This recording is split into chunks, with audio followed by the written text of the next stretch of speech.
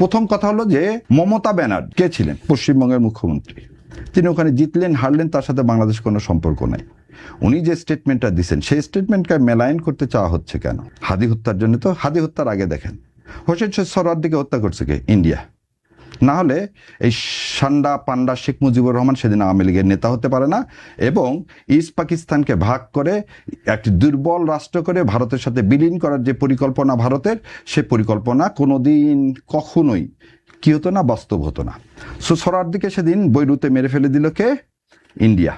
আসেন 71 সালে বুদ্ধিজীবী হত্যা করলেন, এই হত্যা করলো ভারত, এবং এই হত্যার সমস্ত ডকুমেন্ট জহির রায়হানের হাতে ছিল বলে জহির রায়হানকে 72 সালে ইন্ডিয়া মেরে ফেলে দিল।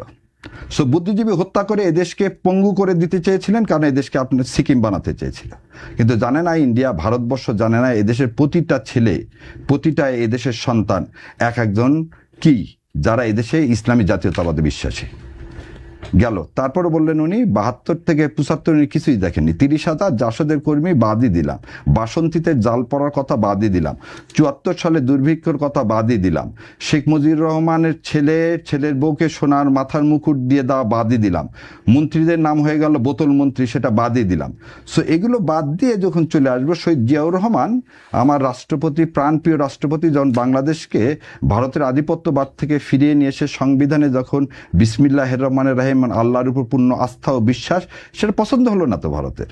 সেজন্য ভারত কি করলেন? ওই আওয়ামী লীগ, যে আওয়ামী লীগ ভারতকে, মানে আওয়ামী লীগের রাজনীতিটা কি? ভারতীয় জাতীয়তাবাদ। আওয়ামী লীগের রাজনীতি হচ্ছে এই যারা বলে অসাম্প্রদায়িক রাজনীতি। অসাম্প্রদায়িক না, এটা একটা ধোঁকাবাজি। মূল কথা হচ্ছে তাদের ভারতীয় জাতীয়তাবাদ, বাংলাদেশকে ভারতের সাথে দিয়ে দিতে হবে। যে আদি তার বাবা দিতে পারেনি, সেজন্য শেখ হাসিনা এসেছিলেন।